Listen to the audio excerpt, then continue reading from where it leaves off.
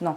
Lorsqu'on s'intéresse à la nutrition pour optimiser sa santé, sa composition corporelle, ou que sais-je encore, il y a des tas et des tas de choses que l'on peut lire, et des tas de méthodes différentes. Parmi elles, il y a la chrononutrition. Cette vidéo ne traite pas précisément le sujet de la chrononutrition, mais plutôt du timing des repas. En tout cas, c'est le terme que je vais employer.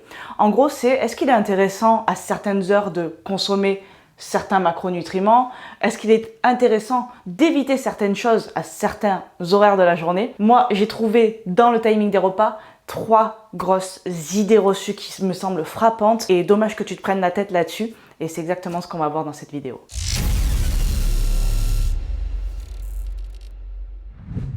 Le premier mythe concernant le timing des repas qui me semble frappant, qui persiste malgré tout, malgré que voilà, ça fait quand même plusieurs années qu'on commence à mettre des mawashigiri à l'intérieur, des high kicks ou tout ce que tu veux, ça continue. C'est le fait de manger tard le soir et ou beaucoup le soir qui ferait grossir, hein, sous prétexte que comme tu vas aller te coucher, que c'est la fin de la journée, tout ça, ben forcément cette énergie va être stockée. Ça part d'un bon sentiment, hein, franchement, on a presque envie d'y croire, mais ça se passe pas exactement comme ça. Tout simplement parce que ce qui va compter, c'est le total calorique. Si tu as déjà consommé énormément de calories sur la journée, si tu manges beaucoup le soir, ben en fait, oui, tu vas stocker. Mais potentiellement, c'est parce que tu te seras retrouvé en surplus calorique, tu vois. J'ai fait un truc bizarre, je sais, mais c'est pas grave, prête pas attention à ça. Et donc c'est pas le fait de manger beaucoup le soir qui te fait grossir, mais tout simplement parce que tu avais atteint un certain nombre de calories qui fait que tu te retrouves en surplus. Mais en aucun cas, le fait de manger beaucoup ou tard le soir va être une énergie qui va être stockée sous forme de graisse. Ça se passe pas comme ça. Et puis encore une fois, quand tu dors, tu n'es pas mort. Et comme tu n'es pas mort, ton corps, lui, continue de bosser. Et il fait énormément de choses la nuit. Ouais. Toi aussi, tu fais énormément de choses la nuit d'ailleurs. Je te vois, espèce de petit coquinou. Bref, du coup, il a besoin d'énergie. Cette énergie est directement utilisée, à moins d'être déjà en surplus calorique, je te le répète. Mais en aucun cas, tu peux manger ce que tu veux le soir, hein, entre guillemets, bien évidemment, dans le cadre d'une alimentation saine et un mode de vie équilibré, toujours. Attends, faut pas déconner non plus, ok? Tout ça ne sera pas stocké. Alors déjà, tu peux arrêter de te prendre la tête avec ça, parce que franchement, ça va être une prise de tête. Des fois, le soir, tu as envie de t'enfiler un truc et finalement, tu dis non, mais attends, si ça se trouve, je vais grossir. Ça ne se passe pas comme ça. Le deuxième mythe, c'est qu'il faut manger un certain nombre de repas à certaines heures dans la journée pour avoir des résultats. Quand je parle de résultats, ça peut être une perte de poids, une prise de muscle, tout ce que tu veux.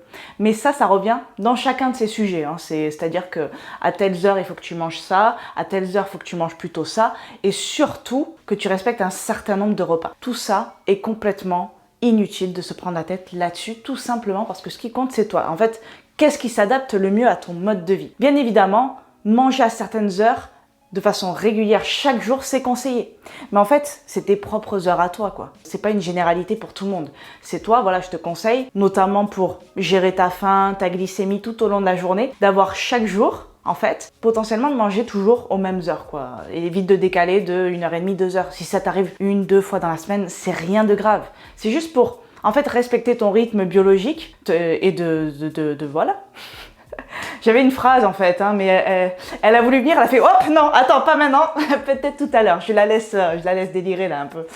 Peut-être que je vais la retrouver. » Pareil pour le nombre de repas, que tu fasses 2, 3, 4, 5, 6 repas par jour, ce qui va compter, c'est ton total calorique. Donc si tu veux perdre du gras, tu peux faire 6 repas par jour. Mais il faut que ces 6 repas te permettent d'être en déficit calorique. Idem, si tu veux plutôt prendre de la masse, tu peux faire 2 repas par jour, mais ils vont être énormes. C'est à toi de voir qu'est-ce qui s'adapte le mieux, non seulement à ton mode de vie, mais à tes préférences et à ton appétit. Parce que clairement, si tu n'as pas un énorme appétit, peut-être que de faire 6 repas par jour, c'est intéressant.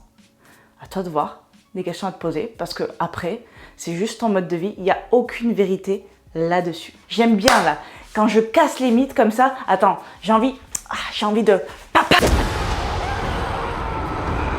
Le troisième et dernier mythe est celui-là, mais qu'est-ce que je l'aime. Mais qu'est-ce que je l'aime, tellement il est ridicule. Et tellement beaucoup de personnes y croient. Mais celui-là, il est extraordinaire. Et tu peux le constater à chaque fois que tu vas à la salle de sport. Et que tu vois un mec sortir avec son shaker de protéines comme ça.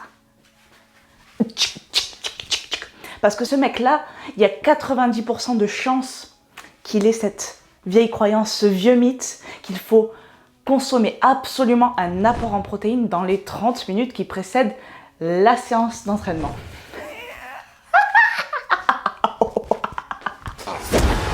Non, et ça ne sert à rien de courir après un shaker de protéines ou ton blanc de poulet 30 minutes après ta séance d'entraînement. Il est vrai que tes muscles ont besoin de refaire le plein, il y a une certaine fenêtre anabolique, mais celle-ci est d'environ de 24 heures pour les pratiquants, on va dire expérimentés, et elle peut aller jusqu'à plus de 72 heures pour les débutants. Donc tant que tu consommes dans ces 24 heures, ces 72 heures, ton apport en protéines, finalement, t'as pas besoin de courir après ton shaker de protéines et sortir de la salle comme ça en mode Catalina, Catalina, Catalina, Tanaya.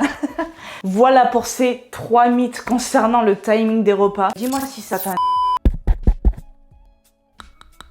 Est-ce que ça marche? Bon, désolé les abonnés de Claudia, il y a eu un problème avec l'enregistrement vidéo de Mademoiselle. Donc qui c'est qui fait l'outro? C'est Bibi. J'espère que cette vidéo vous aura plu. Si c'est le cas, mettez un pouce bleu, abonnez-vous et mettez la cloche pour être au courant des nouvelles vidéos de Claudia quand elles sortiront. N'hésitez pas non plus à mettre dans les commentaires ce que vous avez pensé de la vidéo. Et en attendant, je vous souhaite plein de good vibes. Ciao!